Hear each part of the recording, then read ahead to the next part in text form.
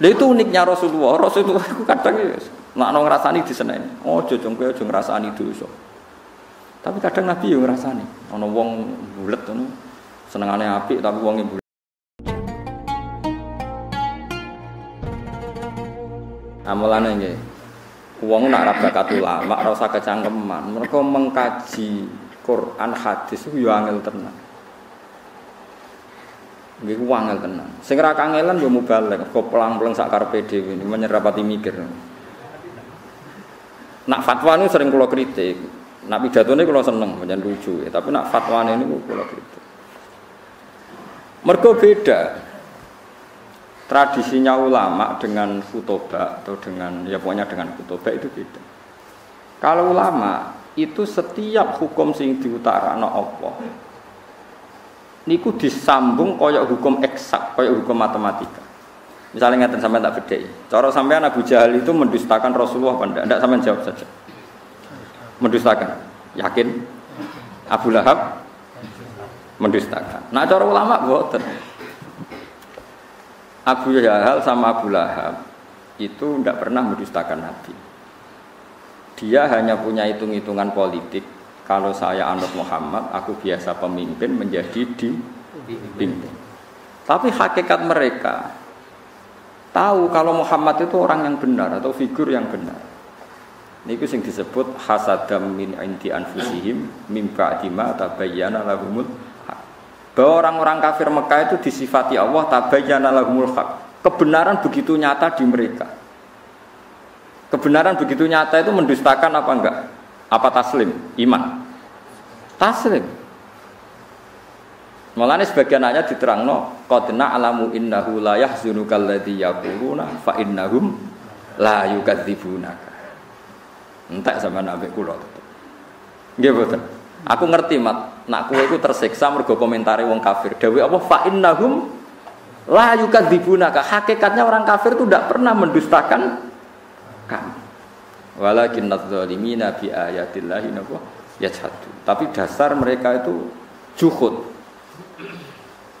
Sampeyan saiki logika wae, bagaimana mungkin orang punya akal waras kemudian mengatakan berhala yang dari batu itu Tuhan. Kemudian menantang Tuhan yang menciptakan langit bumi, ketemu akal ta ora? Enggak ketemu, wong paling gendeng lah. Iku tetep ra ngarah darani watu niku pangeran. Dengan kekuasaan kaya pangeran sing gawe langit. Malane dawuh Allah, fa innahum la yukadzibunaka. Bagaimana konsep Muhammad Tuhan satu yang menciptakan langit bumi diperbandingkan hanya dengan teori bahwa batu itu Tuhan. Enggak mungkin. Kan enggak levelnya. Yang satu jelas benarnya, yang satu jelas salahnya. Terus kemudian kita berpikir ulang, bagaimana mungkin yang mengajak menyembah batu punya pengaruh mengalahkan yang mengajak menyembah Allah. Enggak ketemu meneh. Nah itu tradisinya ulama neliti sampai seperti itu. Makanya kesimpulannya adalah kebenaran absolut adalah kebenaran yang musuh kita pun mengakui. Ini ku fa innahum la yukadzibunaka. Hakikat orang kafir itu tidak pernah mendustakan, tapi pura-pura mendustakan. Karena kalau mengakui Muhammad benar, dia dari pemimpin menjadi pengikut, menjadi dipimpin. Itu yang mereka mau disebut hasadam min indi anfusihim min ba'di ma tabayyana lahum.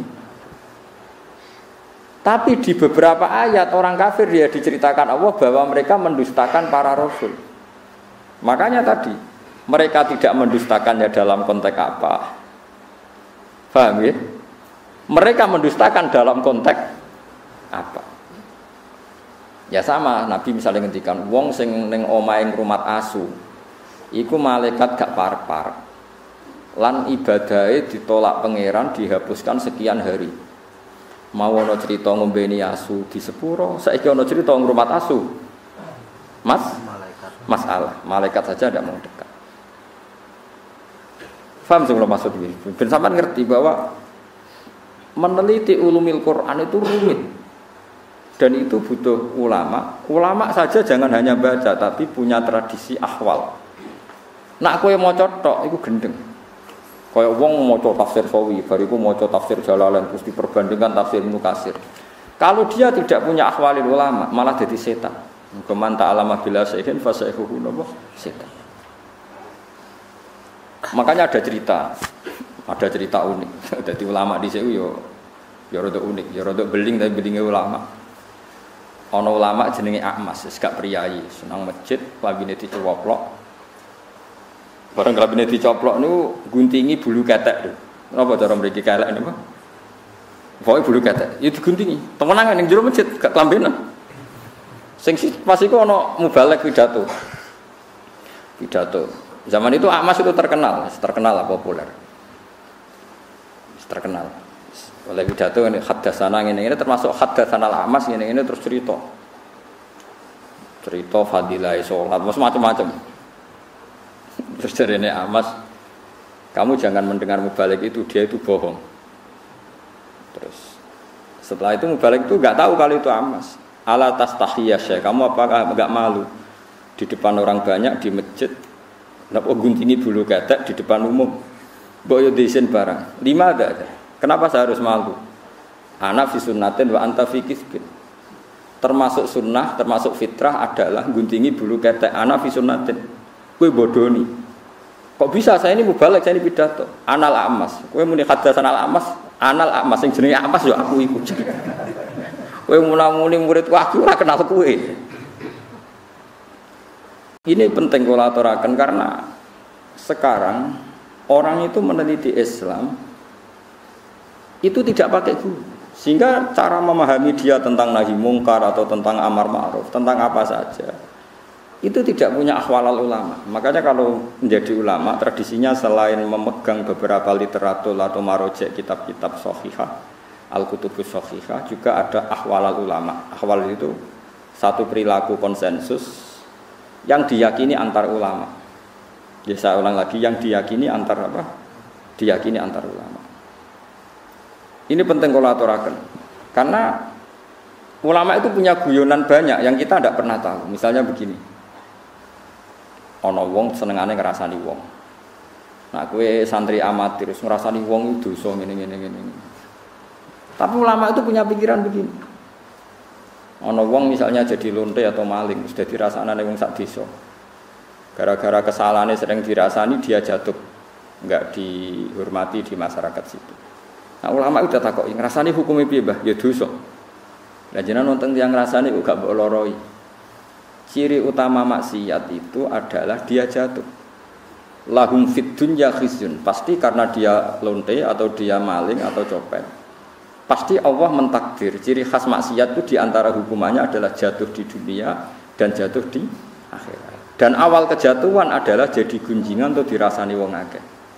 Bagaimana Anda bisa mengharamkan sesuatu yang menjadi hukumannya Allah Subhanahu wa ta'ala? Ini ulama. Sehingga dia ya tetap kalau tanya hukumnya ngrasani wong piye? Ya dosa. Tapi jenengan ana ngrasani kok menengah. Ya menengah.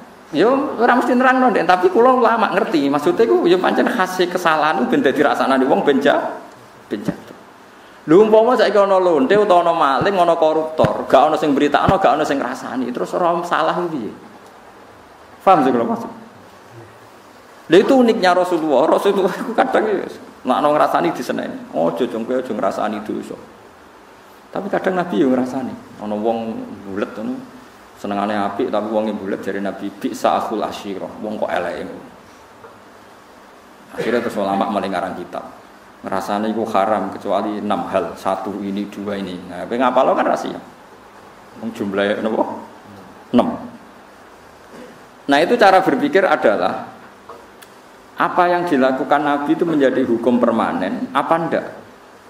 Apa hanya waqiatul hal, memang hukum itu begitu, tapi enggak bisa diteruskan kayak kasus tadi apa? Kayak konteks tadi apa itu? Lonte, bagin atau bagiyah makanin apa? Ngombeni nopo asu. Kowe ora iso terus mentang-mentang. Asu itu hewan kehormatan, sehingga sing ngombeni di sepuro. Padahal dosane gede lonte. Kowe ada nganti mafhum ngono neraka. Sing marahi sapa kowe di pemikiran ngene. Paham ya? Tapi ora mbok mafhum kok goblok wong kok ora iso. Mafhum. Yus pokoke meneng ae, pokoke ngono iku tau kejadian. Mulane ulama rata-rata wis koyo wong goblok. Pokoknya tahu ono kejadian. Wong mateni wong 99 di sepuro. Bareng ono kiai muni ra di sepuro dipateni nih. Satu. Jadi kena ulama tenan mau cerita, ono kejadian wong mateni wong 100 di sepuro pangeran. Tapi rasa mbok mafhum. Lah jenengan mateni piro? 5. Wah enteng sing 100 di sepuro iki lagi kurang 95 ora iso. Mulane ngger ulama kok debat mbek intelektual rasane mbok mergo intelektual iku goblok tapi mbok pinter. Perkarane iku kabeh dianalisa. Tapi materine pas-pasan. Nah ulama walian materine akeh saking wedine pangeran ra iso omong. Dadi terus kok goblok. Nak debat terus koyo wong goblok. Tapi iku ulama. Ya karena kita punya perhitungan. Apa itu nyata? Misalnya rodok ya unik. Kayak Mustafa nak nyusu rondo itu jadi anak rondo gak setua ini. Enggak kan syaratnya bayi rondo enggak sampai umur pinten 2 tahun. Tapi pernah ada satu kejadian jenenge Salim itu ndek mamaan, Salim Maula Hudzaifah ndek mamaan. Ben dadi dulur rondo mbok nyusu wae pira wis tuwa mbok ndek Salim wis tuwa. Iku kabeh ulama tiap fikih ana bab rondo. Wa amma qisatu Salim. Nek ana cerita Salim solusine dirondokan. Kau coba nyusu mentel soalnya diperes to Mas, pikiran ngeres to. Dadi nyusu ora kudu mentel soalnya diperes. Pikiran kok pornografi ya. Kabeh ulama fikih mesti kangelan menjawab wa amma qissatu Salim fa muhtasun bi. Itu khusus Salim. Jadi kadang apa yang dilakukan fatwanya Rasulullah itu kadang kejadian khusus, enggak bisa digeneralisir. Karena kalau kamu generalisir ya bingung tenan. Misalnya di surat yang sama, di surat Tobat ada faqtulul musyrikina haitsu wajadtumuhum satrusik. Bunuh orang musyrik ketika ketemu di mana saja.